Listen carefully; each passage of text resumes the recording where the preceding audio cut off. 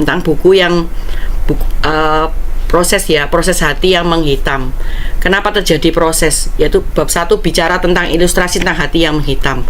Bab 2 bicara tentang proses hati yang menghitam. Ilustrasi yang pertama itu bicara tentang penulis itu membuat ilustrasi. Dia ada di sebuah tempat gereja. Nah, di situ dia bertindak seperti nenek sihir yang sedang mencari mangsa. Ya, yang bawa sapu terbang. Nah, dia mencari seorang wanita. Akhirnya dia bertemu dengan wanita. Dan wanita itu, di sini wanita itu diincar sama ya nenek sihir itu. Dia berusaha menerkam seperti Raja Wali mau menerkam mangsanya. Nah, saat dia menemukan wanita itu ternyata dia mau menusukkan ke hatinya, mau membunuh, seperti iblis mau membunuh, menikam. Dia ngelihat bahwa wanita itu hatinya sudah hitam. Jadi wanita itu tidak memiliki kehidupan yang berarti karena hatinya terlalu hitam, sehingga dia tidak bisa berpikir dengan begitu jernihnya, tidak bisa berespon dengan benar. Nah, karena hati yang berwarna hitam itu tidak menjadi kesukaan. Coba kita bayangkan, kalau kita makan ikan, kan kita nggak mungkin cari ikan yang mati baru kita masak. Kita pasti cari ikan yang hidup. Semua mangsa nggak mau makan bangkai, gitu loh. Jadi seperti itu, hati kita jangan jadi kayak hati yang bangkai itu, jadi kayak nggak menarik ya. Kamu udah bermasalah, sudah mati, hidupmu tuh saya sudah mati, nggak ada harapan. Jadi ditinggalkan, iblis nggak terlalu suka, nggak terlalu bekerja keras untuk orang yang punya hati yang berwarna, yang hatinya menghitam ini. Nah, melalui ini itu bab 1 dan saya ke bab 2, proses tentang hati yang menghitam. Proses hati menghitam itu tidak terjadi secara langsung, tapi perlahan-lahan, lewati masalah-masalah, dan tidak ada pemberesan yang tuntas. Jadi tidak dibereskan tapi ditumpuk, disakiti orang, menyakiti orang, atau hal yang nggak dibereskan itu akan menumpuk, membuat hatinya mengalami proses yang hitam dan tidak pernah membicarakan kepada orang lain, atau paling nggak teman baik atau kepada Tuhan.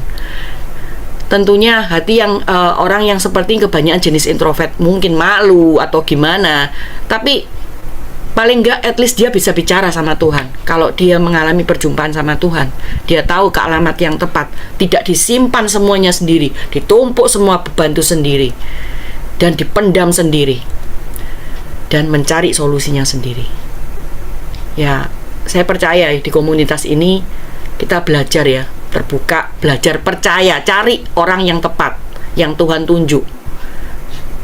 Karena enggak semua orang punya hati yang seperti hati Bapak, mau melayani orang lain.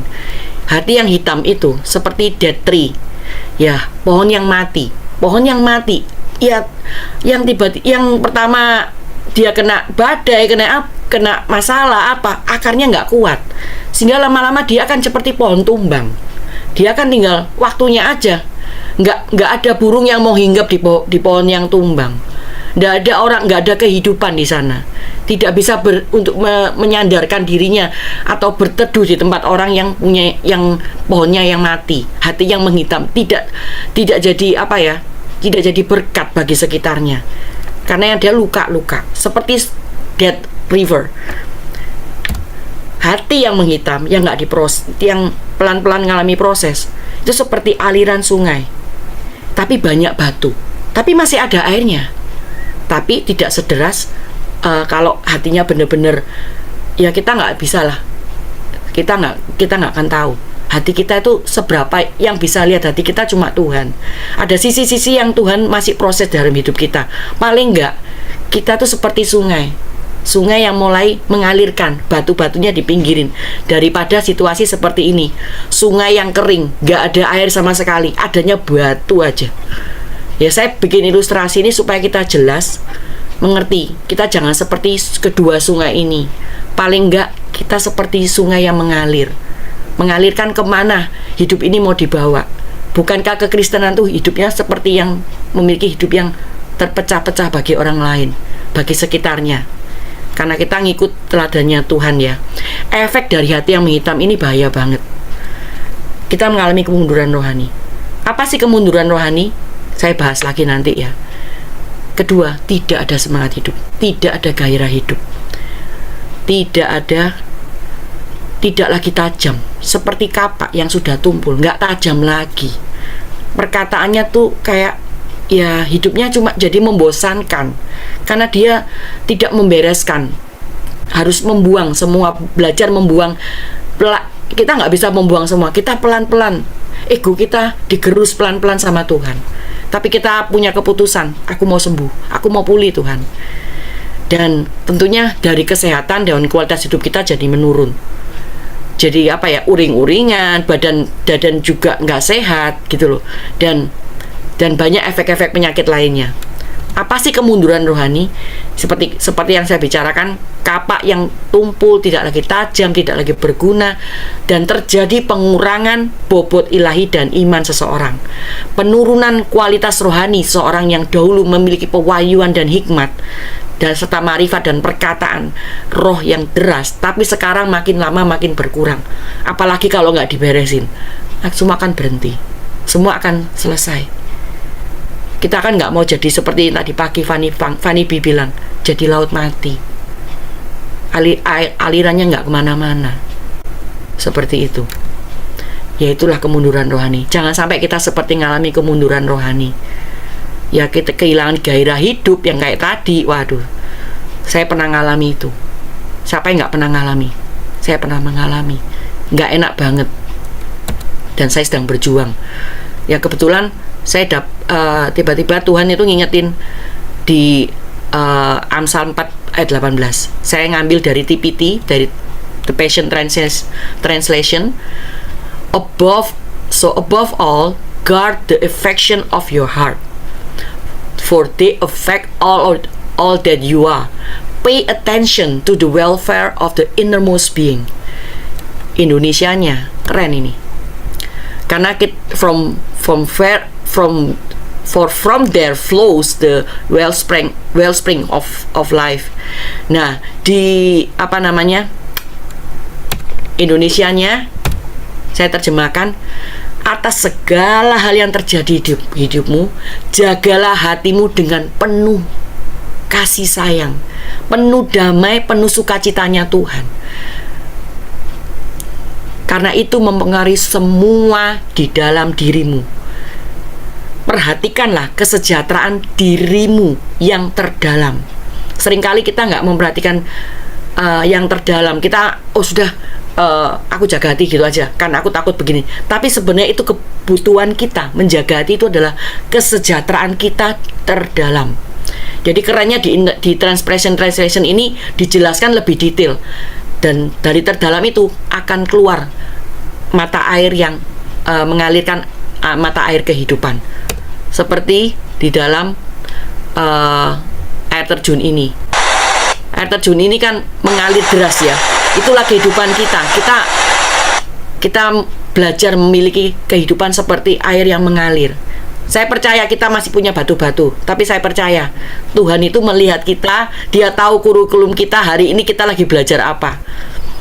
Hari ini saya belajar mengalahkan daging. Artinya gini, tadi pagi kemarin contohnya saya tuh ada tersinggung sama anak buah saya. Hati saya nggak damai sejahtera. Saya sudah lama nggak pernah bad mood. Kok bad mood ya Tuhan? Ini mencuri damai sejahtera saya.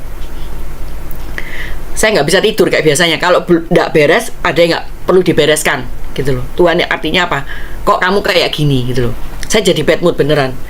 Sudah lama saya nggak bad mood, terus saya beresin, saya panggil, ya udah Tuhan kayak kasih hikmat, ntar si meeting ya, saya bilang gitu. Karena yang saya omelin ini anak buah saya yang tim inti kan daripada keuangan. Terus di situ saya panggil, saya bilang saya beresin. Tapi sebelumnya saya bilang, Tuhan, ini egoku masih main Tuhan, masih harga diriku lah, apalah. Saya bilang, Tuhan, kita bisa menekan ego, bisa membuat ego kita kecil kalau kita itu menyertakan Tuhan. Artinya nggak berjuang sendiri, nggak pakai kekuatan sendiri. Saya ingat katanya Pak David juga, serahkan sama Tuhan. buat mengandalkan Tuhan, supaya bukan kekuatanmu kamu bisa melakukan menyangkal diri, pikul salib. Pakai kekuatan Tuhan, lebih enak, lebih enjoy. Jadi saya berusaha menekan, saya bilang ntar mangkel-mangkel lagi. Saya bilang, Tuhan, saya harus belajar ngomong sama anak buah saya. Saya minta maaf ya, kemarin saya tersinggung.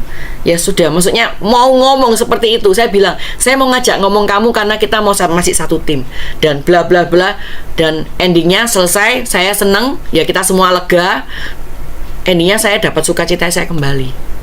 Ya itu loh, menjaga hati nggak gampang. Masih ada batu-batu, yaitu batu-batu ego saya masih ada. Saya nggak bilang kita seperti air mancur mendelet. Itu nggak semuanya bisa. Itu proses. Ya, sekian dari sharing saya malam hari ini. Mungkin ada tanggapan, mau konfirmasi atau menambahkan, silakan. Thank you.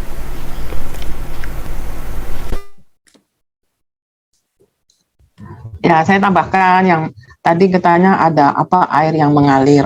Kadang kalau yang luka yang hati yang menghitam itu airnya berkurang. Nah, mungkin selain kalau kita hatinya itu sudah membaik, itu mungkin aliran airnya selain deras, itu kelihatan lebih jernih gitu kan. Ada juga orang aliran airnya deras, ya seperti di kali gitu ya, tapi dia mengalirkan lumpur, banyak kotoran gitu ya. Memang airnya banyak sih, tapi kotorannya juga banyak. Ada juga orang dia kelihatannya baik, tapi baiknya itu kadang-kadang meracuni gitu kan. Ya, meracuni. Kalau ketemu sama orang itu ya dia buang sampah seperti itu ya. Buang sampah setiap hari ya. Ya saya juga sering nggak buang sampah, tapi kan tidak setiap hari gitu ya. Kadang kita ada masalah ya kita buang sampah gitu kan.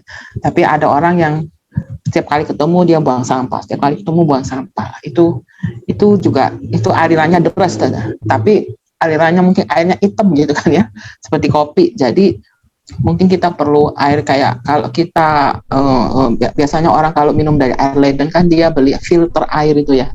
Nah, itu mungkin Tuhan itu yang jadi filternya gitu ya. Tuhan memberikan suatu masalah atau apa gitu, mungkin sebagai filter gitu. Jadi kadang kita mendapatkan filter itu karena memang Tuhan mau membuat kita itu airnya jernih seperti itu. Itu yang saya tambahkan ya. Ya, tentang pohon yang tumbang tadi ya, setuju banget gitu.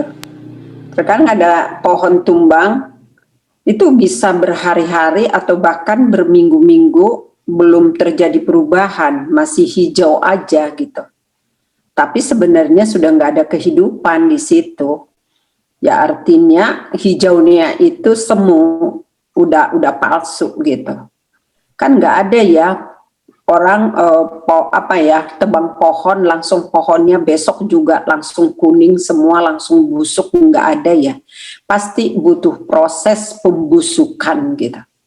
Nah saya rasakan juga sih di hati tuh kalau kita nggak wanti-wanti, kita nggak waspada dengan menjaga hati kita juga bisa seperti itu gitu.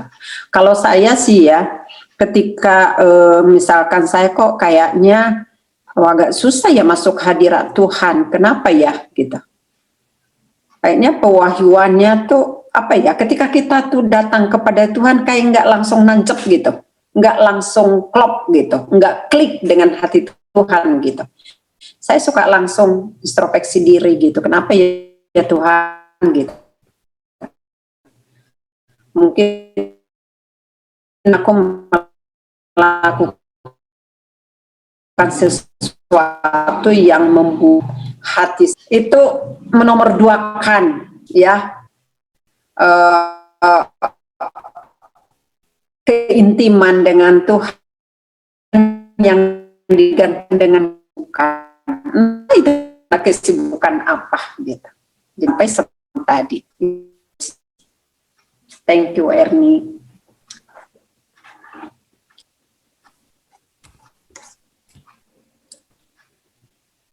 Lanjut. Bu tambah sudah ditambahkan, thank you. Ini yang kadang-kadang ya ini butuhnya teman-teman nih buat menambahkan ya. Kalau enggak gini kan kita nggak tahu ya, bener pohon itu sudah tumbang nggak langsung hitam gitu loh. Tapi kan lama-lama nggak segar lagi gitu loh. Yaitu ya efek dari kemunduran itu ya namanya kemunduran rohani. Ke segala hal lah. Dalam pekerjaan kita kurangan pewahyuan ya Bu ya. Hati jadi susah gitu loh ya. Kecewa itu menghambat segalanya. Seperti itu. Thank you Bu. Yuk. Saya mulai aja ya Erni ya. Iya. Ya, terima kasih Erni, bab 1, bab 2-nya sudah kami dengar. Ini berlanjut ke bab 3. Judulnya Siapa yang Sebenarnya Melukai Diri Kita. Jadi sebelum saya baca isinya, waktu dibilang sama Erni saya bawain ini, saya jawabnya yang melukai diri kita ya orang terdekat. Saya jawabnya seperti itu. Itu sebelum saya baca ilustrasi dan cerita bukunya ini dari penulis. Setelah saya baca ini ada ilustrasi mengatakan bahwa ada kamera terbang drone melayang-layang di sebuah pegunungan. Terus ada pemandangan yang sangat indah. Terus kamera bergerak. Setelah itu dia mendapatkan satu muara aliran air sungai. Jadi terus mendekat. Ternyata di air itu ada penampakan, ada yang hanyut di situ. Dan airnya itu menjadi merah. Nah, ternyata setelah dicari, ternyata ada orang yang ketikam, ada di telungkup di bebatuan itu. Jadi wajahnya tidak terlihat. Ternyata air yang merah itu terdapat dari luka yang tertikam dari orang itu. Jadi ternyata apa yang saya sangkakan bilang siapa yang membuat kita terluka itu, saya jawabnya kan orang terdekat. Ternyata di buku ini membahas tentang yang membuat kita terluka itu diri kita sendiri. Nah, saya waktu baca itu saya kaget. Saya langsung baca, saya bilang, wah ini menarik ini ya. Kadang-kadang kita itu tidak menuduh diri kita sendiri. Kita menuduh orang lain, orang terdekat tentunya. Saya masih ngomong sama Erni, saya bilang, Erni, kadang-kadang orang itu yang membuat kita terluka itu ya orang terdekat. Kalau orang yang jauh, ya kita tidak terluka. Mau dia ngomong seperti apa ya, saya anggap angin lalu. Tapi orang yang dekat sama kita, ya bisa membuat kita terluka. Aku ingat aku ngomong begitu sama Erni. Jadi, di sini dikatakan, kebanyakan luka yang mengendap lama dalam hati kita lebih banyak karena ulah kita sendiri dibanding ulah orang lain. Saya kadang-kadang mendengarkan penulis mengatakan, ya orang berbuat apa ya peduli amat. Yang penting kita responnya seperti apa. Walaupun ada saya pernah dengar Pak Stehe ngomong gitu ya, ya ngapain kamu itu tanggapi gitu kan. Biasanya orang yang suka melukai diri sendiri bersembunyi di balik kebenaran yang sepenggal. Kalau sepenggal lainnya ya bohong gitu ya. Sepenggal lainnya itu berisi kebohongan karena mereka suka menjadi korban, jadi suka mengasihani diri sendiri. Saya sering mengatakan kepada teman-teman bahwa orang yang mau bunuh diri itu yang selalu mengatakan saya nanti mau bunuh diri, atau yang memang sudah bunuh diri itu mereka itu merasa mereka adalah orang yang paling malang di dunia. Tidak ada lagi yang lebih malang dari mereka. Mereka itu mengasihani diri sendiri. Saya pernah dapat artikel mengatakan, jangan mengasihani diri sendiri. Biarkan Tuhan yang mengasihimu. Mengasihanimu. Saya bilang, wah keren ini. Kita jangan yang mengasihani diri kita. Biarlah Tuhan. Itu bagiannya Tuhan yang mengasihani diri kita. Jadi kalau sampai kita mengalami sesuatu, terus kita mulai mengasihani diri kita, ya kita harus stop, karena itu akan membawa, kalau berlanjut itu bahaya gitu ya. Jadi bahkan mereka suka merasa menjadi korban. Jadi kalau sudah menjadi korban, mereka merasa punya hak untuk mengadakan pembalasan. Kadang-kadang orang dia tidak membalas, tetapi dia tuh membalas pada dirinya sendiri lah, itu melukai diri sendiri. Jadi dia itu kadang pikiran atau apa gitu ya. Jadi dia tidak melukai orang lain, tetapi dia melukai diri sendiri. Dia membalas ke dirinya seperti itu. Nah, juga seolah-olah mereka membela orang lain, tapi sebenarnya mereka sedang menumpahkan kecewaan yang terpendam kepada orang lain. Kalau tentang menyalahkan, seperti kalau kita selain menyakiti diri kita sendiri, kita juga mungkin seperti model landak gitu ya. Jadi selain melukai diri sendiri juga bisa melukai orang lain. Jadi orang yang mendekat, ya pokoknya kita tinggal tusuk-tusuk aja. Jadi sesakit hatinya aku ini, aku kudu buat orang itu sakit hatinya seperti yang aku rasakan. Biar dia merasakan hati yang sakit saya ini. Kadang-kadang orang bilang, kamu tidak ngerti tak apa yang aku alami. Nah, itu sudah mulai, itu berarti dia, orang-orang kadang-kadang dia balas itu, saya mau juga orang lain merasakan apa yang aku merasakan sakit itu. Menyalahkan orang. Dan itu juga timbul dari kekecewaan. Saya kecewa. Saya kecewa, maka saya tuh mulai mengeluhkan setiap apapun, bukan untuk kepentingan saya pun saya mengeluhkan itu. Saya mengeluhkan. Dan juga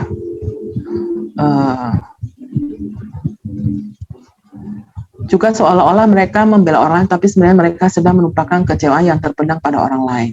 Alasan basi mengapa mereka suka melukai diri sendiri adalah mengkambing hitamkan kondisi dan masalah. Dan kita tahu masalah utamanya adalah kondisi hati mereka yang menghitam. Jadi istilah menghitam ini sebenarnya bukan hatinya hitam ya, tetapi mungkin suasananya itu loh yang mencekam gitu. Hidup mereka seperti hewan liar yang garang karena terluka parah.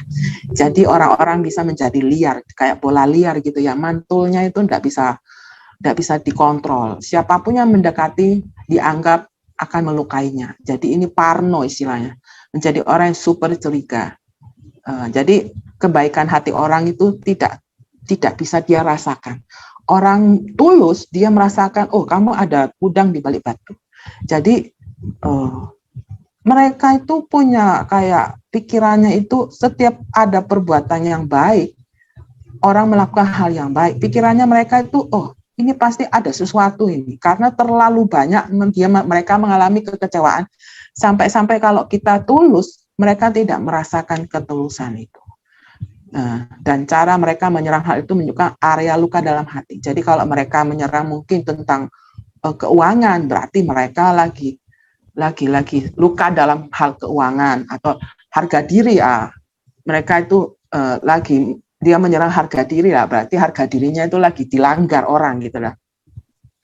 Dari cara mereka memandang orang dengan pandangan negatif, penuh kecurigaan dan penuh kemarahan. Hal itu menunjukkan bahwa hati mereka yang menghitam. Dari cara menintai itu mentintai ya, bukan mencintai ya. Hal itu menunjukkan kondisi hati mereka yang menyedihkan. Jadi seperti tadi itu mengasihani diri sendiri, kekecewaan, menyalahkan orang, hati yang sakit, seberapa dia harus supaya orang rasakan juga hatinya yang sakit. Nah, aku pernah membaca buku Emotionally Healthy Spiritual, itu bukunya Peter Scazzero itu buah roh gitu ya. Aku sama sekali merasa waktu saya baca buah roh itu saya tidak mengerti. Tapi waktu saya baca bukunya ini, Peter Scazzero, dia mengatakan ada satu buah roh itu yaitu kelemah lembutan. Dia memberi keterangan kelemah lembutan itu tidak memaksakan cara hidup kita, tidak memaksakan kehendak. Saya tuh baru sadar ternyata yang saya pikirkan kelemah lembutan itu mungkin dari cara kita ngomong, kita harus lemah lembut. Saya selalu contohin ke suami saya. Saya mau seperti orang Solo gitu. Nah, saya menganggap kelemah lembutan itu dari cara gaya kita berbicara orang Solo. Ternyata setelah saya bacain saya baru ngerti. Kelemah lembutan itu artinya tidak memaksakan kehendak cara hidup kita kepada orang lain. Nah, dari situ saya mengerti. Saya waktu mendapati anak saya berbohong. Dia berbohong, semakin dia berbohong, saya semakin ada hukumannya. Jadi kalau dia kedapatan berbohong, saya pasti kasih dia konsekuensi. Tetapi ada satu hal yang membuat aku sadar bahwa kenapa anak saya berbohong? Itu baru saya sadari gitu. Suatu saat saya tuh berpikir, kenapa ya dia berbohong? Ternyata kita itu terlalu menekan. Jadi seakan-akan kita itu menekan dia terlalu berbohong. Jadi eh, kita mengeraskan hati untuk anak kita. Makanya anak kita berbohong. Jadi sejak anak saya tuh berbohong, saya itu menjadi banyak pikiran gitu, dan akhirnya saya mendapatkan bahwa oh, saya terlalu tidak lemah lembut terhadap anak saya. Saya itu terlalu keras gitu ya. Sampai-sampai dia itu tidak ada jalan keluar, dia berbohong. Padahal anak saya tahu tidak seperti itu gitu. Jadi saya berdamai dengan diri saya sendiri, karena waktu kita mengetahui kesalahan kita, otomatis kita kan menyalahkan diri kita sendiri, karena kita mau memang yang apalagi itu menyakiti hati anak kita ya, atau pasangan kita, atau siapa yang dekat dengan kita. Yang saya jalani itu sudah pasti ada tuduhan-tuduhan pada saya. Itu seperti memang menyakiti diri saya sendiri, tuduhan-tuduhan. Tapi kalau seandainya saya tidak mengkat, saya tidak men-stop diri saya untuk menerima tuduhan, itu saya akan menjadi hitam kan. Nah, saya harus berdamai dengan diri saya sendiri bahwa iya, saya sudah salah Tuhan, saya mau berubah, saya mau berdamai dengan diri saya, dan saya mau belajar menjadi mama yang lebih baik. Ya, di mana area saya kurang, di situ saya harus belajar. Saya memberi kesempatan kepada diri saya sendiri. Saya memberi kesempatan kepada diri saya sendiri untuk bisa berdamai dan untuk bisa rekonsiliasi, untuk supaya saya bisa berubah. Kalau seandainya saya tidak mengakui kesalahan saya tidak berdamai dengan diri saya, otomatis itu saya tidak akan berubah. Jadi saya memberi kesempatan kepada diri saya sendiri supaya saya mengatakan ya, saya sudah salah, dan saya memberi kesempatan juga kepada Tuhan untuk merubah saya, karena saya tahu kalau saya berubah dengan kekuatan saya sendiri, saya kuatnya sampai mana.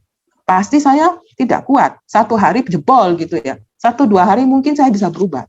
Tapi otomatis kehidupan kan jalan terus. Saya ada ayat di dalam Yeremia 17 ayat 9 dan 10. Saya bacakan ya, Yeremia 17 ayat 9 sama 10.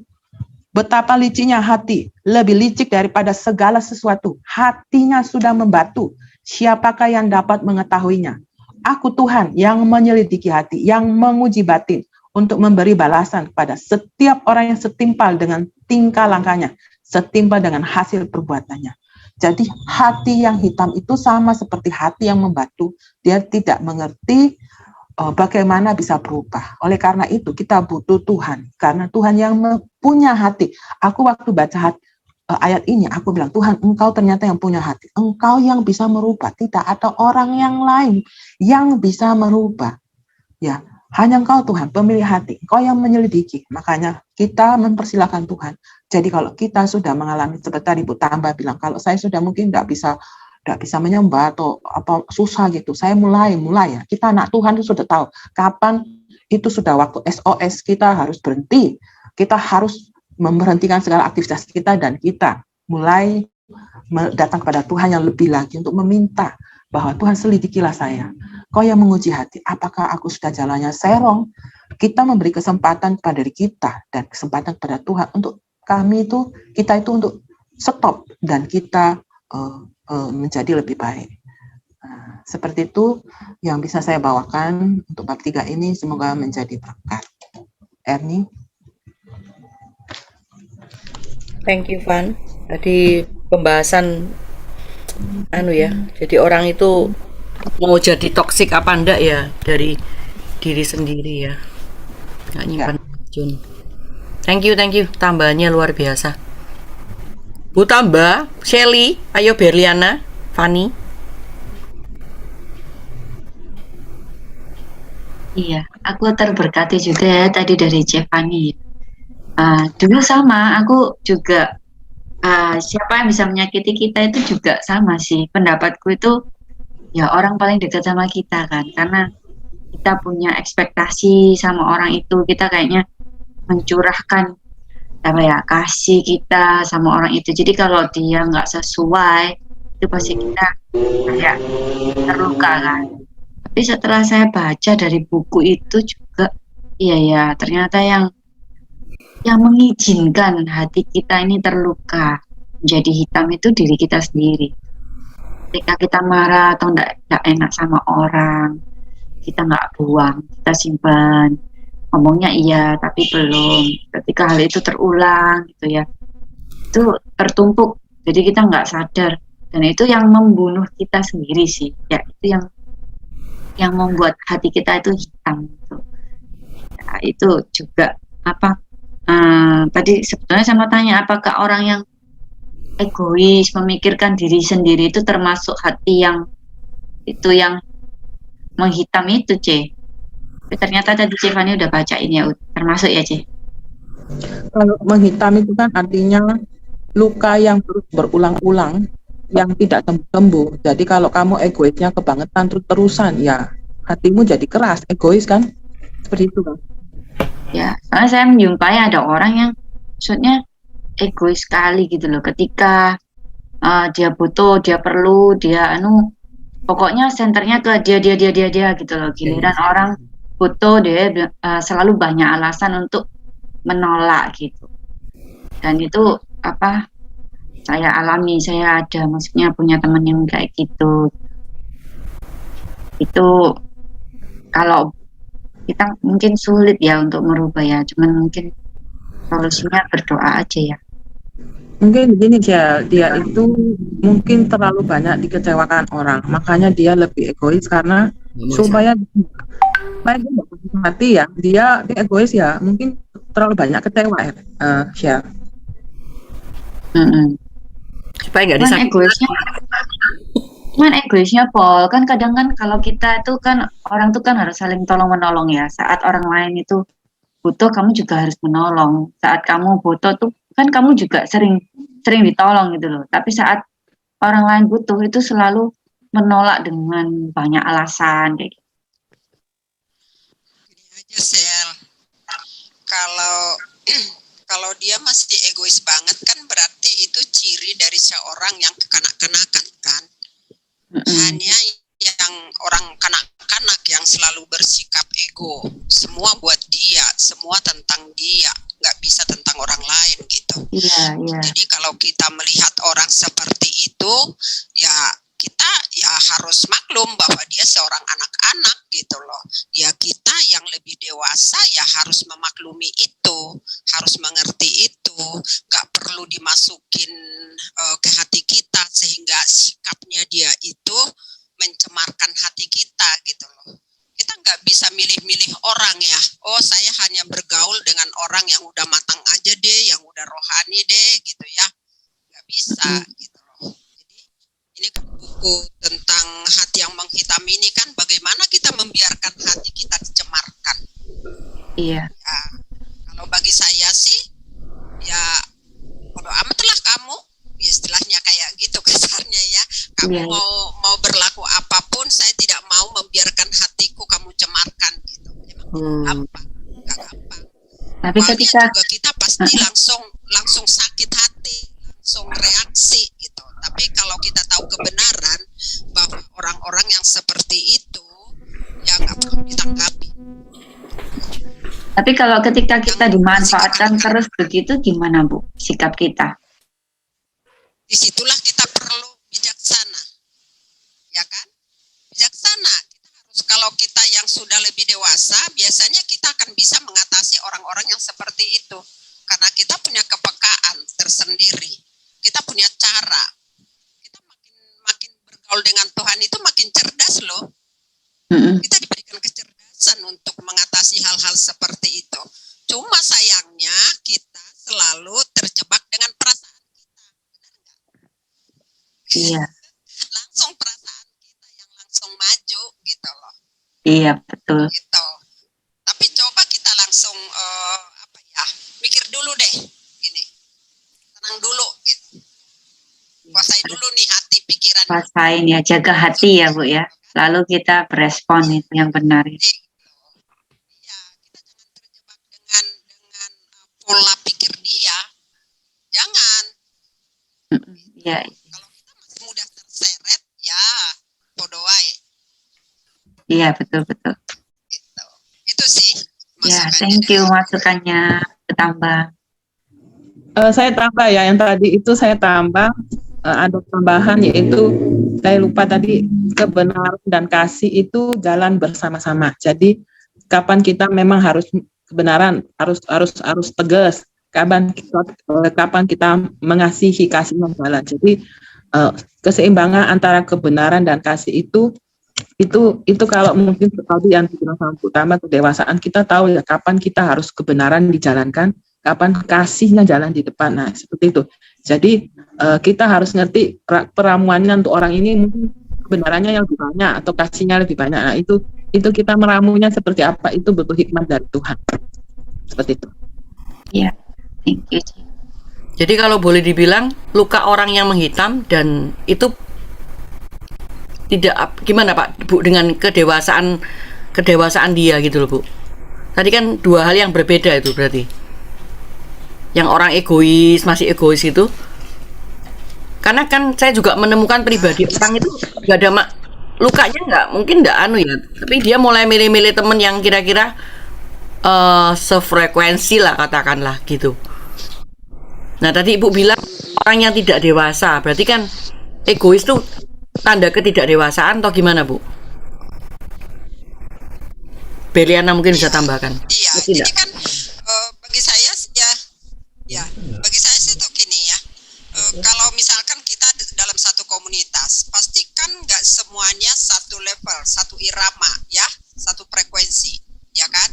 Pasti adalah level-level kedewasaan di setiap kita yang ada di komunitas itu kan, gitu. Nah, ya yang saya soroti adalah bagaimana mengatasi kalau orang yang egonya seperti itu, ya, mau memanfaatkan kita kayak gitu kan? Apa kita mau biarkan hati kita dicemarkan? Nah, itu dari sisi kitanya yang saya bahas. Ya, bukan dari sisi dia bagaimana dia terluka, bukan. Tapi bagaimana kita menjaga hati kita dari orang-orang yang bersifat seperti itu. Jadi ya siapapun yang punya sifat yang seperti yang diceritakan sama Shelly tadi gitu loh, ya kan? Kita punya satu tanggung jawab menjaga hati kita. Jangan sampai hati kita itu lama-lama keruh, lama-lama berubah gitu hanya karena orang-orang yang sikapnya seperti itu gitu. Ego kan tadi dia memanfaatkan orang kan gitu. Ya soal dia bagaimana kenapa dia terluka aku nggak bahas itu. Tapi bagaimana kita menjaga hati kita dari orang seperti itu yang saya bagikan tadi ke Shelly. Iya. Sama itu loh dari penulis tuh mentintai. Jadi kita itu jangan mentintai orang. Kita jangan mentintai orang. Ada tanggapan yang lain, monggo. Ya, kalau tadi egois, ya mungkin kita kalau buat saya sih ya kita banyak ketemu orang-orang yang seperti itu ya. Dan mungkin buat orang-orang yang lain juga kita punya sisi-sisi seperti itu, entah dulu atau sekarang sudah banyak berkurang gitu. Tapi kalau buat saya sendiri, kalau saya ya bercermin diri sendiri aja, kasih contoh ya saya juga punya sisi-sisi itu gitu. Mungkin dalam momen-momen dulu saya tuh tipe orang yang pilih-pilih, saya sukanya sama ini frekuensi, lebih cocok yang ini, udah gitu mepet-mepet sama itu, tapi di luar itu enggak.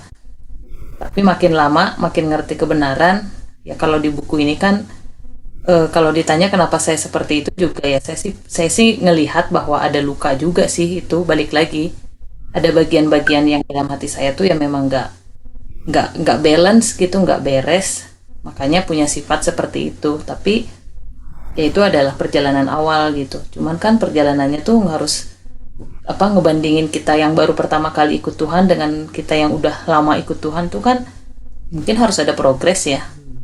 Kalau dulu punya hatinya seperti itu, lama-lama kan harus ada pertumbuhan. Kalau di buku ini bilang harus ada pertumbuhan, harus ada perubahan. Kalau dulu mungkin boleh seperti itu, yaitu karena ya kasihnya masih sempit, cara pandangnya juga pendek, terus hatinya juga nggak luas gitu untuk bisa menerima banyak orang. Tapi makin lama makin ngerti kebenaran, terus belajar banyak hal, mengalami banyak hal, ya jadi makin ngerti gitu bahwa sampai kapanpun saya nggak akan pernah bisa menjadi siapa-siapa Dan sampai kapanpun saya tidak akan bisa menjadi apa-apa ketika saya hanya senang dengan orang-orang yang sejenis gitu dengan saya. Karena orang justru pembentukan proses tuh gesekan yang paling nggak enak tuh yang paling tajam, tapi paling bisa mempertajam hidup kita kan dari orang-orang yang sebenarnya kita nggak suka ya, yang beda dengan kita, yang kalau kita ngomong A dia bantah dengan Z gitu, itu kan rasanya gemes ya. Tapi ya disitulah saya belajar gitu bahwa kasih saya harus makin lama harus makin tebal gitu. Dengan orang tadinya mungkin saya bisa nerima orang-orang yang sama, itu pertama. Kedua mungkin orang-orang ya ada sedikit lah yang sama. Lama-lama mungkin saya harus bertambah. Orang yang sama sekali nggak ada yang sama sifatnya dengan saya harus udah bisa masuk ke sana. Ya mungkin disitulah tanda bahwa sudah terjadi perubahan, ada progres, ada pertumbuhan gitu. Dan yang paling menarik sih kalau ngadepin kayak gitu, mungkin orangnya nggak berubah ya, tapi kitanya gitu berubah. Dan lama-lama kita ketemu dengan berbagai macam jenis orang, hati kita tuh luas gitu. Ketika orang itu mendebat, ketika orang itu membantah setiap apa yang kita katakan, ya hati kita tuh nggak merasa terluka gitu. Ya mungkin dia berusaha untuk mentintai, tapi ya kita balik aja mencintai. Gitu.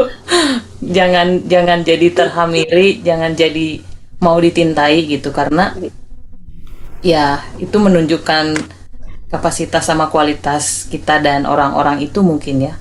Seberapa luas hati kita, kagum dengan orang-orang yang bisa bergaul dengan berbagai macam jenis orang, bisa duduk Luas bukan ya. cuma duduk bareng, tapi bisa duduk rukun. Wow.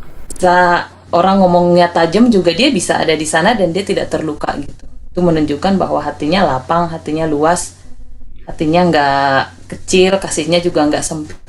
Itu tuh kayaknya mungkin tidak diakui oleh orang yang sedang berkonflik dengan dia atau sedang yang orang berusaha mencintai dia, tapi di situ menunjukkan bahwa orang ini punya kualitas gitu, orang ini punya nilai, punya level yang nggak banyak orang punya gitu.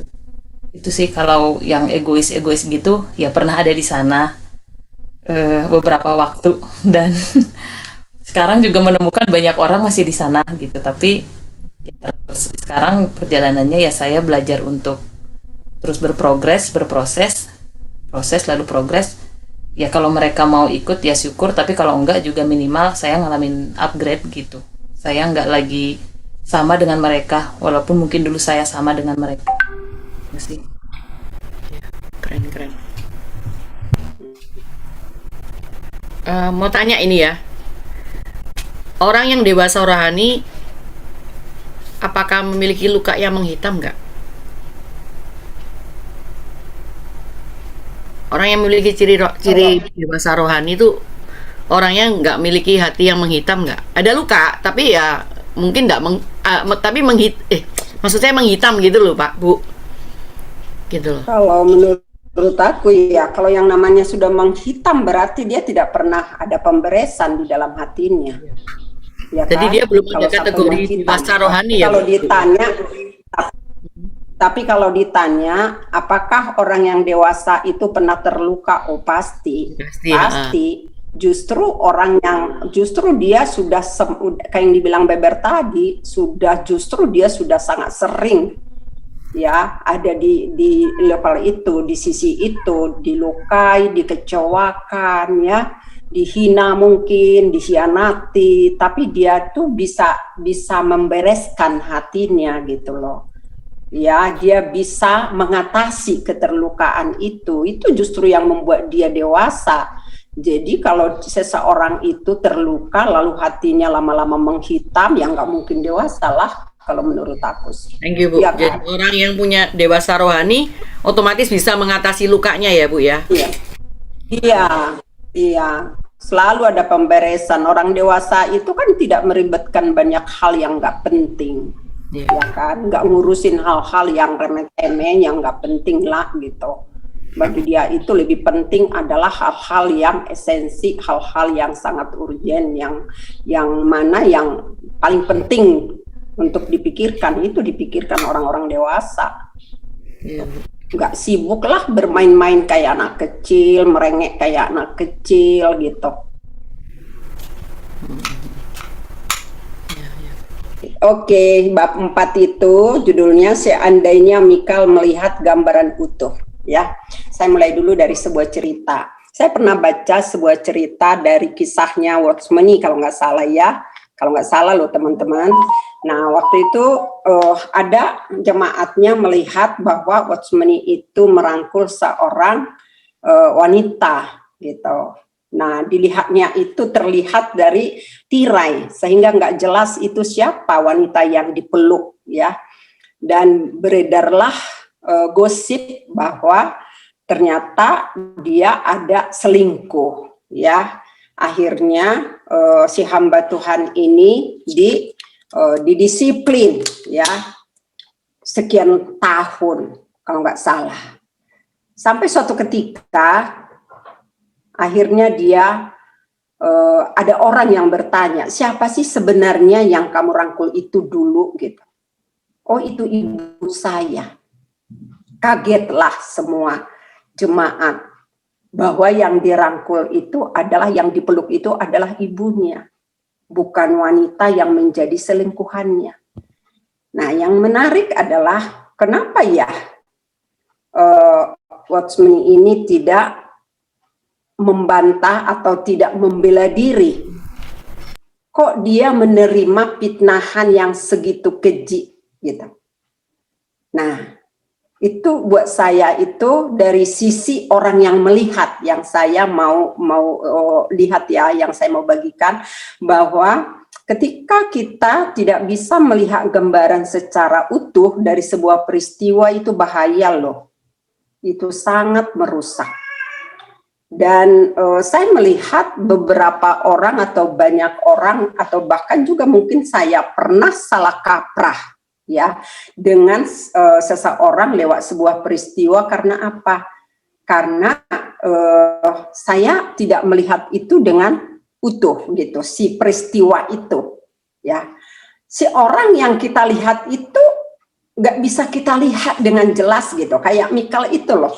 Kok dia nggak bisa melihat bahwa di balik dari tari-tariannya Daud, dia nggak bisa melihat ada apa sih gitu.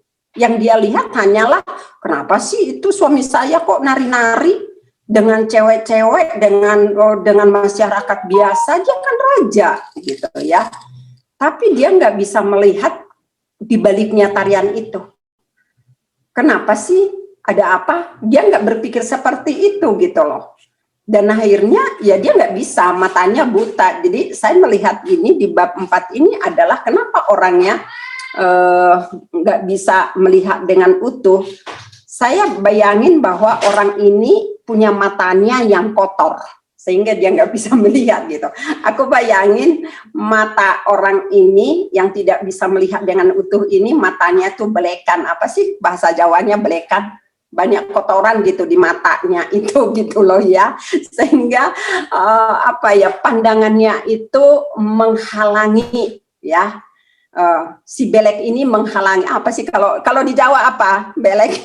Kalau di Sunda itu belekan, kotoran gitu, kotoran mata itu loh. Kalau kita sakit mata kan, kalau kita sakit mata kan suka ada kotoran ya, lelean. Nah itu dia. Coba kalau di mata kita, mata rohani kita ada belek seperti itu, pasti kita nggak bisa melihat dengan baik loh. Karena mata kita kotor. Nah, kotoran ini saya ibaratkan itu, saya bayangkan itu ya, itu tadi kekecewaan ya, kepahitan dan segala macam yang namanya kotoran hati. Di situ ada virusnya gitu loh. Dan itu benar-benar membuat kita nggak bisa melihat dengan jelas. Karena saya yakin ya di setiap peristiwa itu pasti ada tangan Tuhan gitu loh yang bekerja. Pasti. Apapun masalah kita.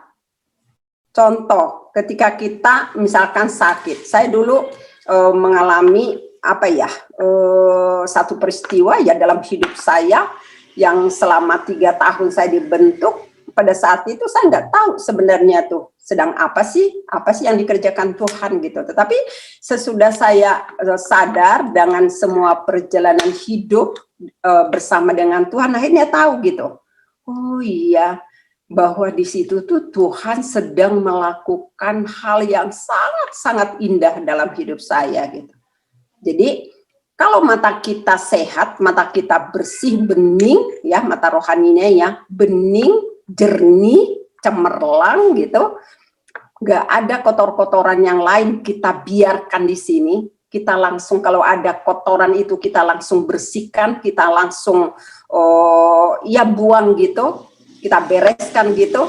Saya yakin kita bisa melihat Tuhan loh di setiap peristiwa. Pasti kita melihat Tuhan di setiap peristiwa yang kita alami gitu. Nah, orang-orang yang tidak bisa melihat masalah, melihat peristiwa itu dengan utuh, kalau ibaratnya di dalam komunitas, saya yang mengamati gitu, saya melihat gitu loh. Orang-orang ini biasanya pengkritik loh.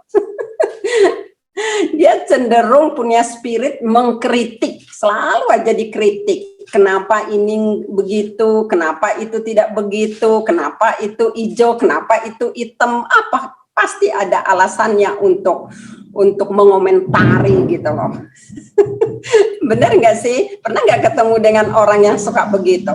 Selalu dikritik. Ya kalau kita misalkan kayak gini, kenapa make up-nya begitu, kenapa rambutnya begitu, coba diginiin gitu. Pasti ada aja gitu. Nah, kenapa?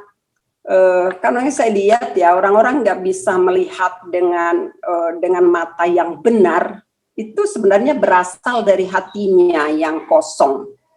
Kalau hatinya kosong, yakinlah ya hatinya nggak terisi dengan sesuatu yang dari Tuhan gitu ya, lewat didikan Tuhan gitu, maka orang ini cenderungnya selalu melihat kekurangan orang lain gitu, yang sebenarnya dia mau apa ya, mau bandingkan dengan dirinya, aku kosong nih gitu. Kamu juga sangat bahaya ya, apa ya, kalau matanya nggak bisa melihat dengan benar gitu.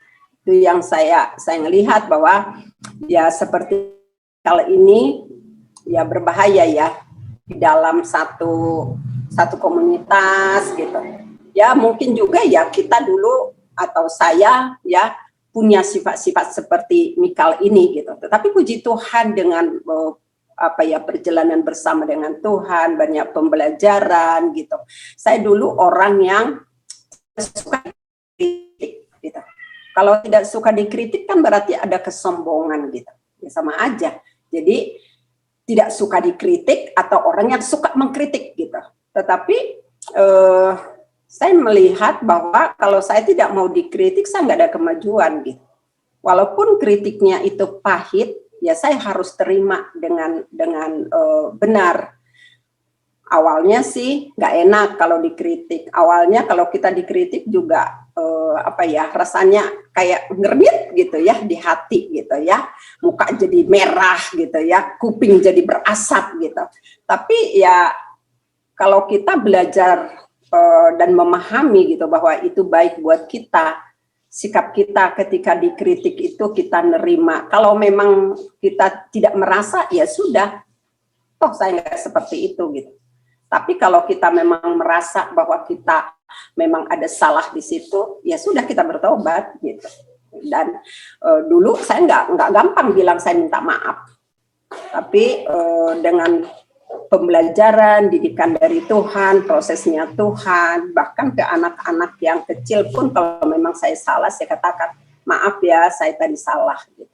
Nah itu sih penting ya buat kita, supaya hati kita ini kan seperti tadi di awal dibagikan sama Ernie dari bab 1 bab 2 itu, bahwa hati yang menghitam ini kan awalnya tadinya itu kan bersih ya, jernih gitu, bening, bagus lah gitu. Tadi saya sempat mau ambil ini gitu, gelas ini kan airnya coba ya, kalau saya tadi iniin air ini kan sungai ya, sungai tadi ya, Erni. Nah, ini yang menintai itu saya bilang, ini kan kalau hati kita harusnya seperti ini dong, selalu ini segar gitu kan, bersih. Pasti nggak ada, ini air minum ya, nggak ada kuman, nggak ada kotoran gitu. Tapi lewat peristiwa-peristiwa yang kita siap atau tidak siap mengalaminya, kita mau atau tidak mau, seringkali kan ada selintas gitu ya, apa ya, kayak ini apa ya, masuk kotoran ke hati kita. Ini awalnya kan cuma nih setetes, ya kan? Nah, setetes ini kalau kita biarkan kan lama-lama ini akan mengendap, lalu nambah lagi gitu kan. Apalagi kalau kita makin renungkan, ini kan makin kotor gitu loh. Ini makin kotor kan kayak gini. Tuh kotor kan gitu. Jadi ya kotorannya itu yang lama-lama yang mengendapnya gitu, membuat hati kita jadi nggak ada lagi apa ya, nggak ada lagi ininya dengan Tuhan gitu. Pasti nggak ada konektivitasnya dengan Tuhan, itu udah nggak ada gitu. Tahu-tahu ya kita menyadari, kok saya udah banyak kehilangan ya di hadapan Tuhan, kehilangan apa ya, keintiman dengan Tuhan gitu, kehilangan pewahyuan udah nggak ada, kehilangan pengurapan gitu. Karena apa? Si kotoran-kotoran yang datang itu kita nggak berusaha untuk membereskannya gitu. Kita nggak usah salahin orang kenapa melukai saya gitu kan. Tetapi kita yang bertugas, bertanggung jawab menjaga hatiku gitu.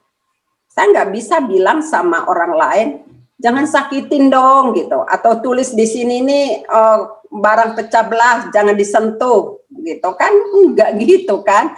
Awas loh, jangan disentuh, jangan dilukai, lagi sensitif gitu kan, atau lagi haid nggak boleh disentuh gitu. Iya, kan mau enggak, MS. gitu loh. Lagi baper. Aku lagi sakit gigi, jangan ngomong sembarangan, kan nggak bisa, nggak gitu dong gitu kan. Ya, tapi ya, Mesti pakai kaos tuh itulah kayak yang lagi sakit gitu. menjaga hati menjaga hati kita gitu. Jadi ya itu tadi sih ya, tentang hati apa ya, mata yang tidak bisa melihat dengan utuh ini gitu loh. Ya kenapa dia nggak bisa melihat dengan utuh, ya karena matanya kotor, penuh, dihalangi oleh sampah-sampah rohani gitu. Dan dia nggak pernah bisa melihat bagaimana Tuhan bekerja lewat peristiwa yang dia alami. Harusnya peristiwa-peristiwa itu mendidik hati kita, mendewasakan kita, menambah kapasitas kita gitu. Tapi kan nggak bisa melihat si masalah itu utuh, buat kenapa itu, bagaimana tangan Tuhan ada di situ gitu. Gitu. Saya pernah punya pengalaman begini loh.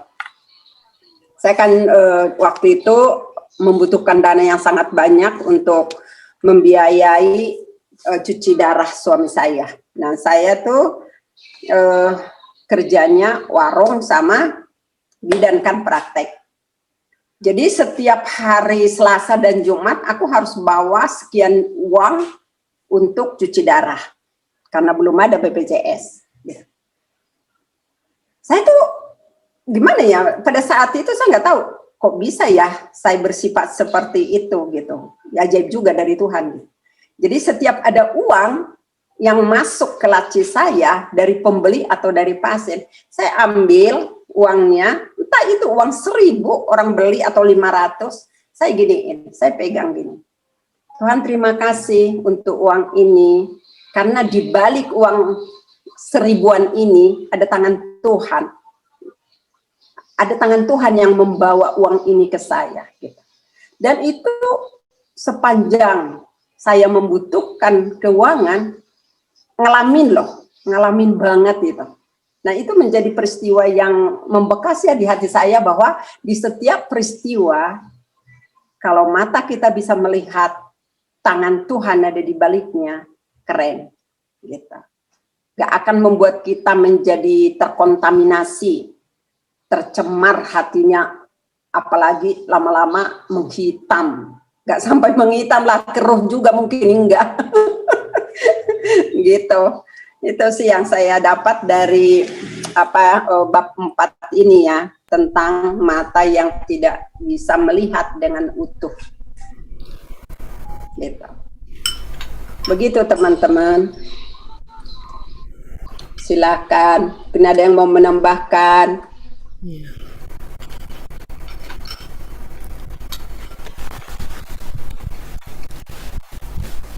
Apa ada tambahan, teman-teman? Itu seperti yang pernah dibahas waktu pemuritan ya. Kita belajar nggak gampang menyalahkan orang. Jadi belajar melihat dari sisi yang lain. Mungkin waktu hati kita menghitam, kita nggak punya kesempatan untuk melihat lebih utuh gitu loh. Jadi kita gampang sekali menghakimi, gampang sekali mengkritik tanpa melihat sisi yang lain, mengapa dia melakukan seperti itu. Ya, saya rasa ya itulah. Thank you Bu Tamba, saya jadi ya itu pandangan yang lebih luas lagi, seperti kayak kalau Mika melihat Daud menari-nari, dipikir orang gila, padahal dia nggak tahu dari awal sampai akhirnya bagaimana tabut Allah itu dibawa, tujuannya untuk apa. Jadi orang yang gampang menghakimi adalah orang yang tidak tahu tujuan, tidak mau mencari tahu alasannya apa, hatinya terlalu sempit seperti itu, tidak ada waktu buat yang lain. Oke. Tapi mau nambahkan atau mau bertanya sama Bu Tamba, saya persilakan sebelum lanjut ke bab yang kelima. Oke, Fang, silakan. Oke, saya bagian yang bab 5, judulnya seandainya Mikal menyertai Daud. Saya mau bicara sedikit tentang Mikal. Mikal ini adalah putri bungsu Raja Saul ya. Dia jatuh cinta sama Daud dan akhirnya menikah sama Daud. Padahal Daud ini adalah saingan politiknya papanya Raja Saul. Raja Saul cuma mikirkan kepentingan politiknya aja ya, nggak mikirin kebahagiaan anaknya. Jadi meskipun Daud sudah jadi menantunya, Raja Saul tetap berusaha untuk membunuh Daud. Nah, proses yang dialami Mikal, terus Mikal membantu Daud untuk bisa melarikan diri. Puncaknya Raja Saul memberikan Mikal ini pada orang lain, meskipun dia statusnya masih jadi istri Daud. Akhirnya pada saat Raja Saul sudah meninggal, Daud mengambil lagi Mikal jadi istrinya. Nah, proses-proses yang dialami Mikal ini membuat dia itu punya problem hati ya. Jadi ada luka-luka yang Mikal simpan di dalam hatinya, yang lama-lama menumpuk sehingga membuat pandangan matanya berubah. Dia yang awalnya mencintai Daud menjadi istri yang tidak menghargai suaminya, istri yang memandang rendah suaminya pada saat melihat Raja Daud menari-nari. Nah, ini gambaran juga dari orang-orang sekarang ya. Setiap orang itu pasti ada dari hubungan dengan orang tua, mertua, suami, saudara, pasti akan menimbulkan gesekan itu pasti ya, seperti yang dikatakan di firman Tuhan, manusia itu menajamkan manusia. Nah, dari persinggungan-persinggungan ini menimbulkan luka-luka hati. Saya ada gambaran hati ya. Ini hatinya ada luka-luka. Luka-luka ini kalau dibiarin, dia akan membuat luka yang baru. Karena pandangannya berubah, dia karena luka hatinya, jadi dia penuh dengan curiga, penuh dengan sensitif, penuh dengan negative thinking. Jadi dia nimbulin luka lagi yang baru. Jadi kalau hati yang menghitam, hatinya penuh sama luka-luka ini. Nah, sekarang tergantung kita ada pilihan ya. Kalau biasanya yang bisa membantu menyembuhkan itu adalah kebenaran firman Tuhan, kebenaran dari Tuhan. Tapi ada orang-orang itu yang memilih kalau disenggol lukanya, dia lari. Dia melarikan diri, tidak mau membenahi diri, tapi dia membenarkan diri dan dia lari. Padahal kalau Tuhan itu pakai setiap luka yang ada di hati kita ini untuk membentuk karakter kita. Jadi Tuhan mau juga mengubahkan karakter-karakter yang keras-keras itu melalui luka-luka ini. Dari luka-luka ini kita belajar untuk mengampuni, belajar untuk merendahkan diri.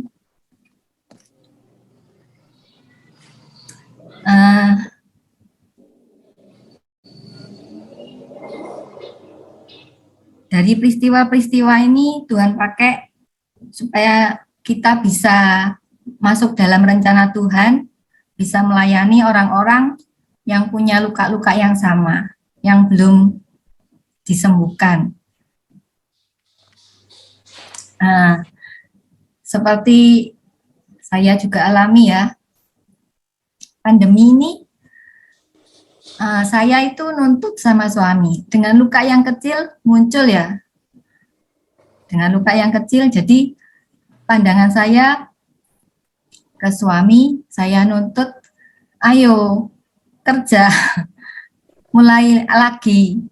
Tapi dengan kebenaran firman Tuhan ya, mengingatkan saya lagi, kamu itu loh, kok nuntut-nuntut aja. Itu semua Tuhan itu pasti berkati. Belajar dulu, menghormati suami, tidak merendahkan suami, seperti Mikal itu ya. Itu juga gambaran ya. Nah, dari situ saya belajar untuk menerima apa adanya.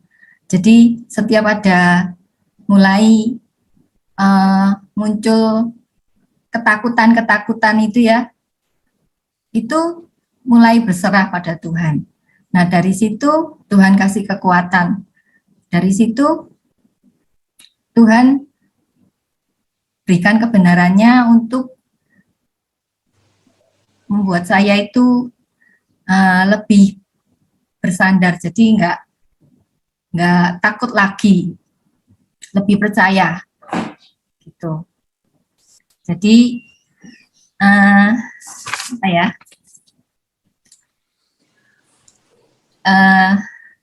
Tuhan pakai setiap luka-luka kita untuk mengubah karakter kita, dan kita punya pilihan dalam menghadapi setiap luka kita. Kita mau terus tenggelam dalam luka-luka ini, dibiarin semakin menghitam sehingga hati kita semakin menyeramkan, penuh dengan luka. Kalau ada kebenaran firman Tuhan, kita tidak terima, kita lari sehingga menimbulkan luka-luka yang baru, atau kita belajar menerima kebenaran firman Tuhan, mulai pelan-pelan, butuh waktu memang, tapi perlahan-lahan kebenaran firman Tuhan itu yang mengobati luka-luka kita, yang membuat kita semakin kuat dan membuat kita bisa melihat rencananya Tuhan di dalam hidup kita.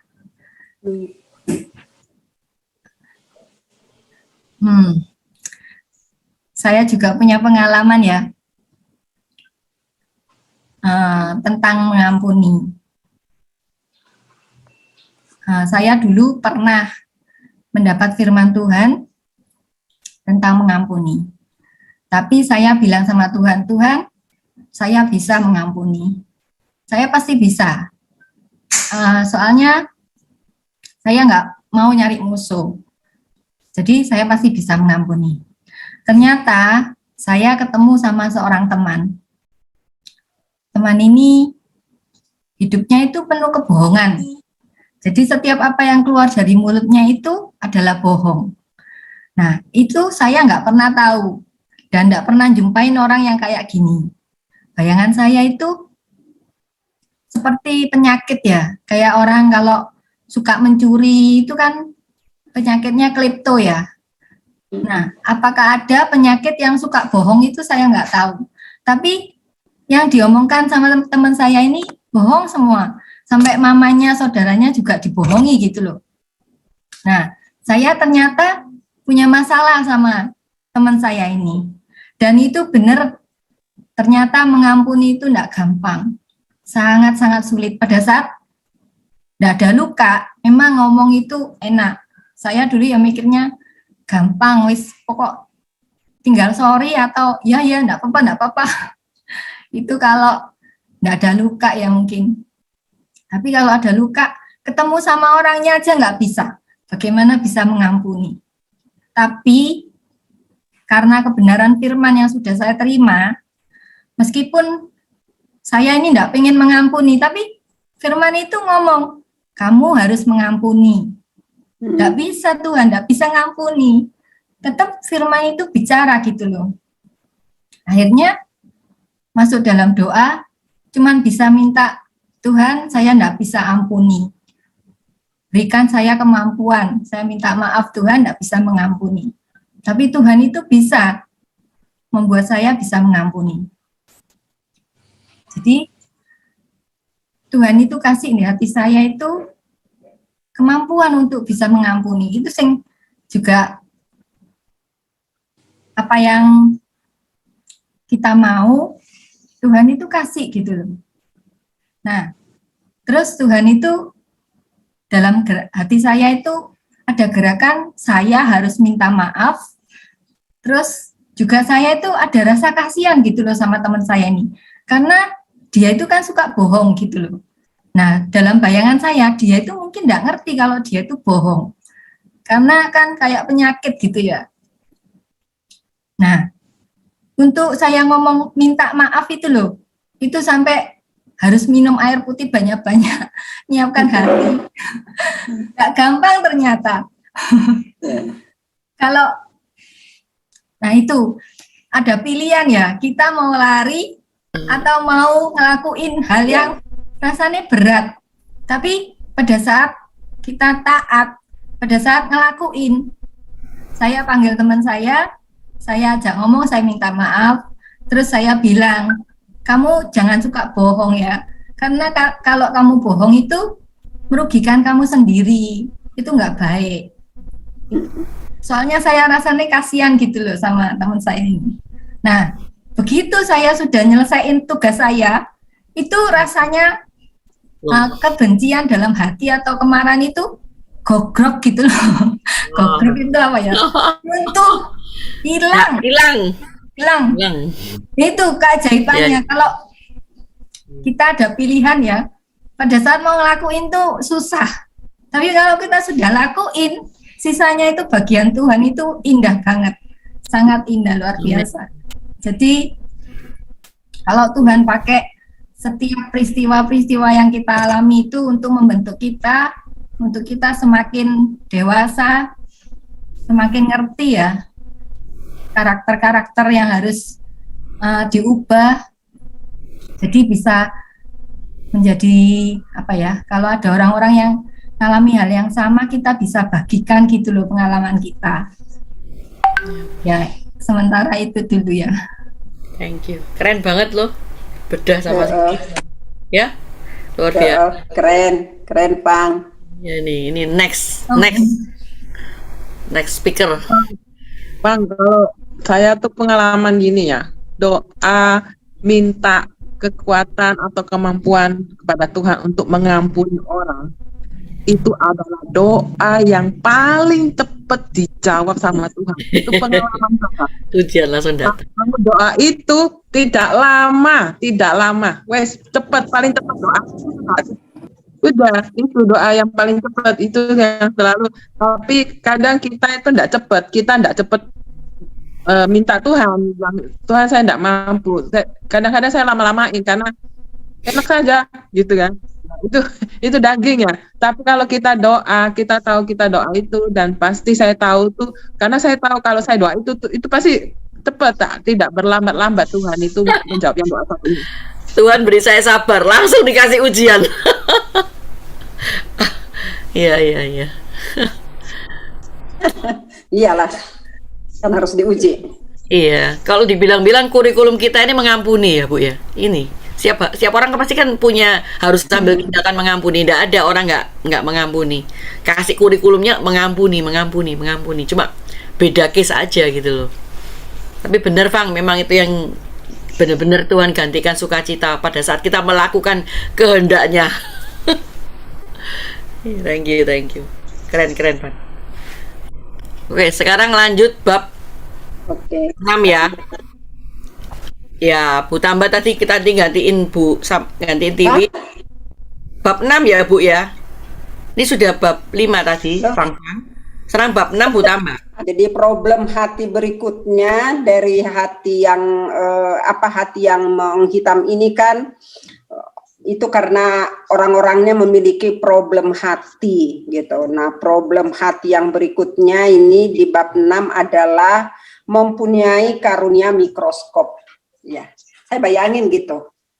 Mikroskop di bawah berarti kan kaca pembesar.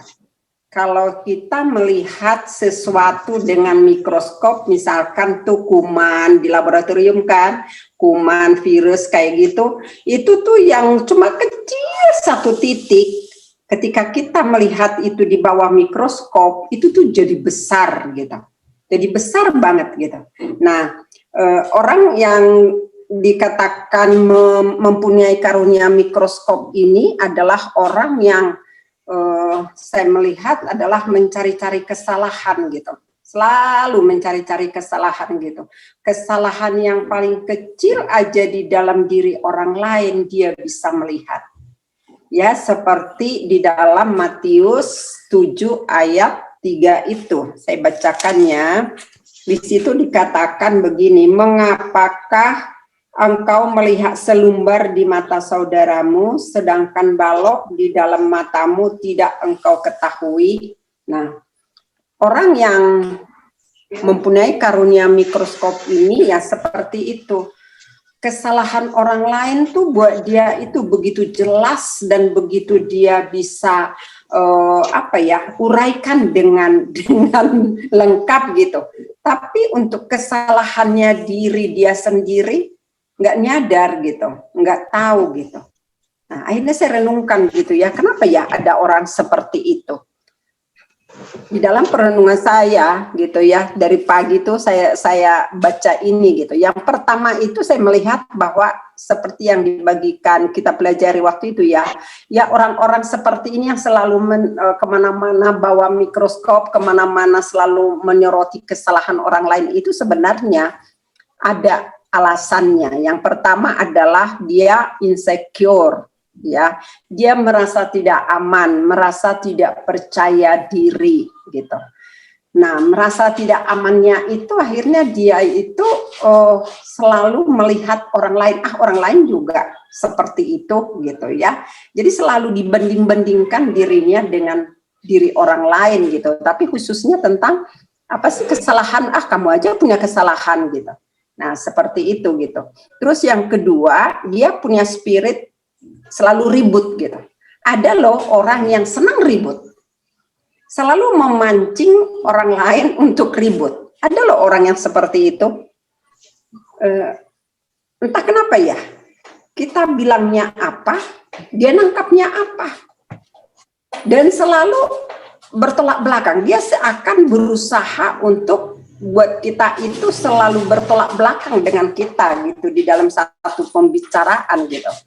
Nah, orang-orang seperti ini menurutku sih mungkin ada latar belakangnya ya. Mungkin dulu waktu dia anak-anak suka disalah-salahin orang tua di dalam keluarganya, ya sering disepelekan gitu, sehingga dia itu cenderung untuk memproteksi dirinya lebih dulu gitu. Sebelum aku diserang, aku serang dulu dia gitu. Nah, jadi ya saya harus paham ya orang-orang seperti ini gitu. Lalu yang ketiga itu orang yang posisinya terancam, ya. Misalkan nih mungkin teman-teman yang itu ya yang kerjanya di perusahaan gitu. Kan ada orangnya seperti itu ya, selalu cari-cari kesalahan kita atau kesalahan orang lain. Sebenarnya dia karena merasa terancam mungkin posisinya gitu. Saya dulu juga pernah ngalamin hal seperti itu ketika kerja ya di rumah sakit gitu, melihat kalau misalkan ada persaingan biasanya gitu. Nah, di dalam gereja juga persaingan ini ada banyak loh persaingan itu. Sehingga dia merasa terancam dan dia mulai mencari-cari kesalahan orang lain. Ya nggak usah jauh-jauh gitu. Mungkin di komunitas kita juga ada orang yang seperti itu gitu. Nah, itu kita harus harus mengenali gitu. Yang penting kita kenali dulu lah. Kenapa ini ya kok selalu mencari-cari kesalahan orang ini ya gitu. Jangan langsung kita langsung kita tampung si komen-komennya dia, lalu membuat kita menjadi hatinya menjadi rusak, menjadi mulai keruh lah kalau ibaratnya air tadi gitu ya. Lalu yang keempat adalah kenapa orang itu suka mencari kesalahan, karena dia memang punya energi yang negatif gitu, pola pikirnya negatif aja gitu ya. Dari pola pikir ini ya, makanya kan di dalam Roma 12 ya dikatakan bahwa harusnya kita berubah dengan pola pikir kita, budi pekerti kita berubah gitu, supaya kita bisa membedakan ya mana yang baik ya kan.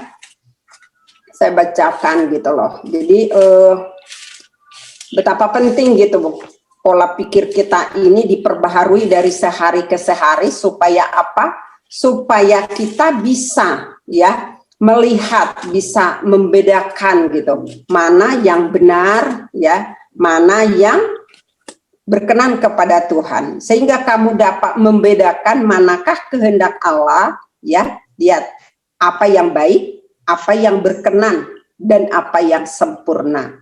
Jadi kalau kitanya gitu atau orang masih aja pola pikirnya nggak berubah gitu ya, selalu negatif, pandangannya selalu negatif gitu, maka ya jangan-jangan dia itu nggak tahu gitu loh. Apa sih yang baik yang harus saya lakukan? Apa sih yang berkenan di hati Tuhan gitu? Jangankan yang sempurna, yang baik aja mungkin dia nggak ngerti gitu.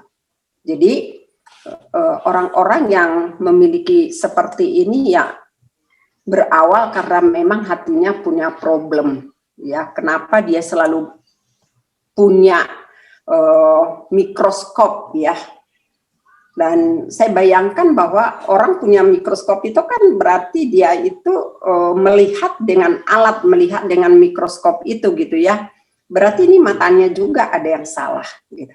Jadi saya ngebayangin, iya ya, kalau orang matanya sudah cacat, matanya nggak bisa melihat, dan dia pasti melihatnya dengan mikroskop, melihatnya dengan sesuatu yang apa ya, dia melihat ya hal-hal yang kecil aja dia bisa lihat gitu loh, tapi dalam artian negatif gitu, kesalahan-kesalahan yang kecil gitu, kesalahan-kesalahan yang nggak penting gitu ya, yang nggak esensi gitu, selalu dia lihat gitu, gampang curiga gitu, gampang apa ya, gampang mencurigai orang lain, bahkan mencurigai Tuhan gitu, seperti itu.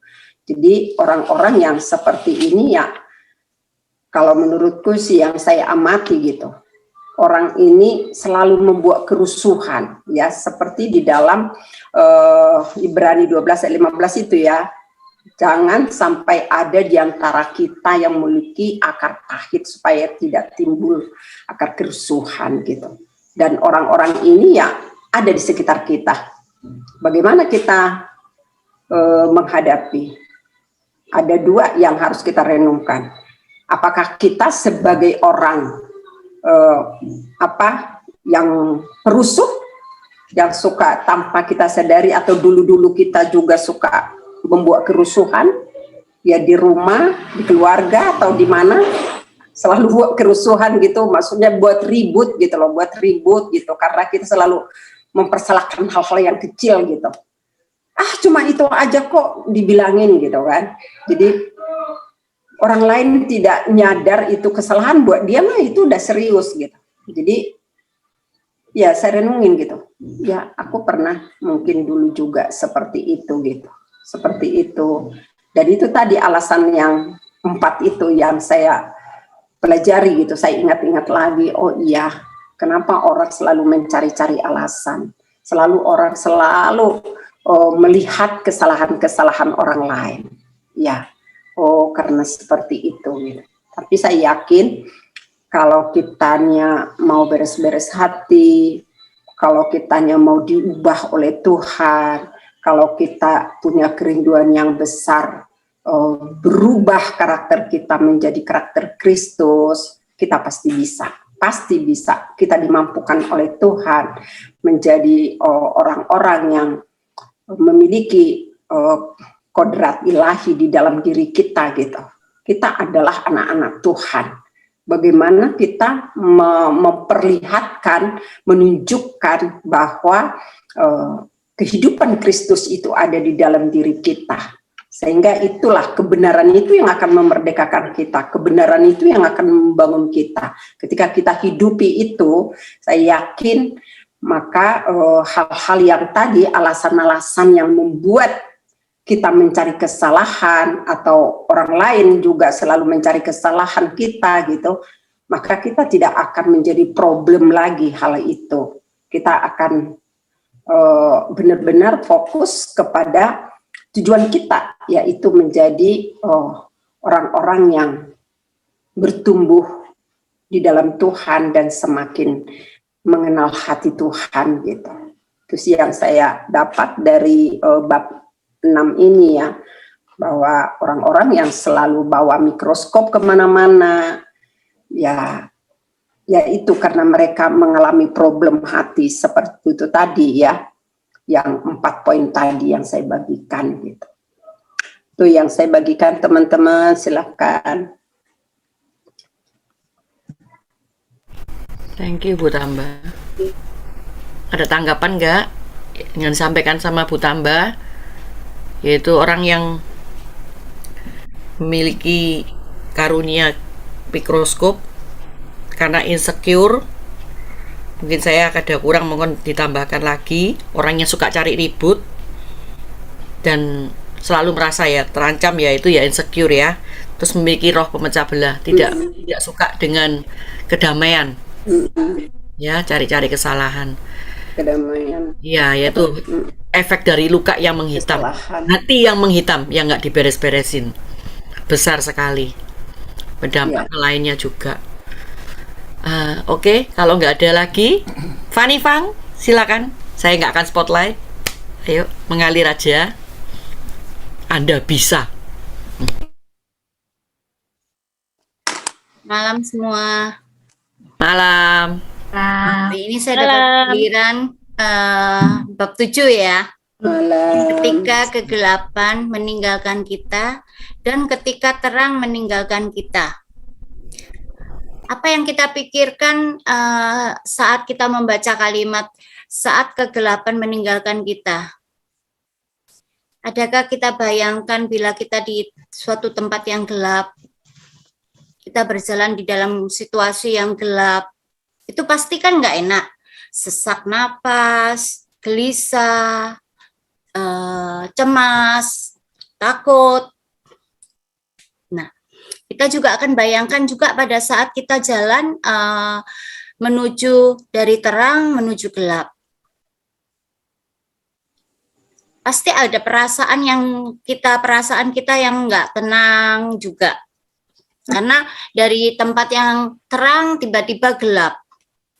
Kita seakan-akan kan kita ditinggalkan, oh kok tiba-tiba saya di dalam kegelapan. Kalau kegelapan ke terang itu kan masih ada seberkas cahaya yang kita lihat. Jadi kita masuk di dalam terang itu kan kita lebih lihat bahwa kegelapan itu tidak ada di dalam diri kita. Sedangkan kalau kegelapan meninggalkan kita, ini berarti kita akan step by step maju untuk kita menuju ke terang. Nah, apabila terang itu menguasai hati kita, maka seluruh hidup kita akan menjadi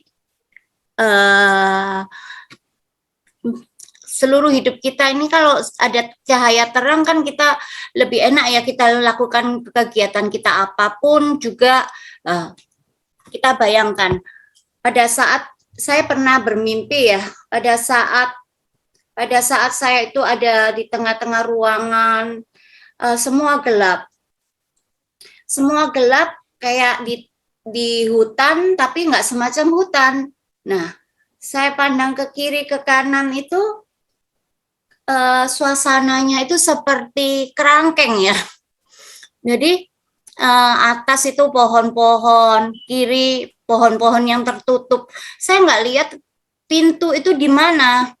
Nah, pada saat tapi kaki saya kok melangkah itu ada kayak karpet yang sudah disiapin gitu loh. Jadi saya melangkah ikuti jalan itu aja. Tiba-tiba dari ruangan yang tertutup semua itu saya lihat ada ujung di pucuk itu pintu tiba-tiba terbuka dan ada tangan yang meraih ada tangan yang menghampirin gitu loh. Jadi saya langsung lihat ada cahaya tangan yang keluar gini. Lalu saya pegang. Nah, setelah itu kan nafas kita kan kayak lega, kita bisa keluar dari suatu ruangan. Nah, itulah gambaran seperti kita apabila kita kegelapan itu meninggalkan kita menuju terang. Jadi dikaitkan dengan buku Hati yang Menghitam ini, kalau kegelapan yang meninggalkan kita, berarti terang itu sudah tidak ada. Apa yang membuat kegelapan itu terang itu meninggalkan kita? Itu salah satu seperti yang Bu Tamba tadi ceritakan juga kan, ada hati yang mengeras, tidak mau mengampuni, hidup sendiri, meninggalkan cara hidup kita yang lama menjadi kita berdosa, kita tidak komitmen untuk baca Alkitab, saat teduh. Ya seperti gambaran seperti itulah. Jadi bayangan kita ini kalau kegelapan terang itu sudah menjadi gelap, bayangan kita itu seakan-akan kita berpikiran juga terasa seperti negative thinking. Seperti mata ini kayak Bu Tamba bilang tadi itu kan mata ini ada beleknya. Jadi kita juga renungkan juga di dalam Matius 6 ayat 22 ya. Jika mata kalian suci, maka jiwa kalian akan berseri. Tetapi jika mata kalian diliputi dengan pikiran dan keinginan jahat, maka kalian berada dalam kegelapan rohani. Itulah contoh-contoh yang gambaran dari kalimat ketika kegelapan meninggalkan kita dan ketika terang meninggalkan kita. Ya. Thank you. Ada tambahan nggak nih teman-teman? Ada inputan atau gimana? Oke teman-teman, thank you semua ya partisipasinya. Nggak bisa berhasil tanpa kasihnya kalian semua. Tuhan Yesus memberkati. Kiranya bedah buku season pertama ini 1 sampai bab 7 ditutup dengan luar biasa. Semua karena Tuhan. Biarlah pewahyuan itu terus mengalir, hati kita juga makin dibentuk, kita ngerti apa yang kita baca itu nggak cuma baca sambil lalu, tapi diresapi. Teman-teman dapat insight-insight yang luar biasa. Aku sungguh miss, bener, dinambahkan. Jadi menambahkan. Jadi Pak Steye suka sih kalau di dalam lagi, digali lebih dalam lagi. Kalian punya insight-insight yang luar biasa. Tujuannya adalah, fokusnya adalah kita pulih semua. Yes. Jadi mempelai Kristus. Iya. Ujungnya ke sana, bukan sekedar otak kita penuh dengan ilmu, tetapi karakter kita menjadi karakter Kristus dan siap menjadi mempelai Kristus ketika Dia datang. Itu goalnya.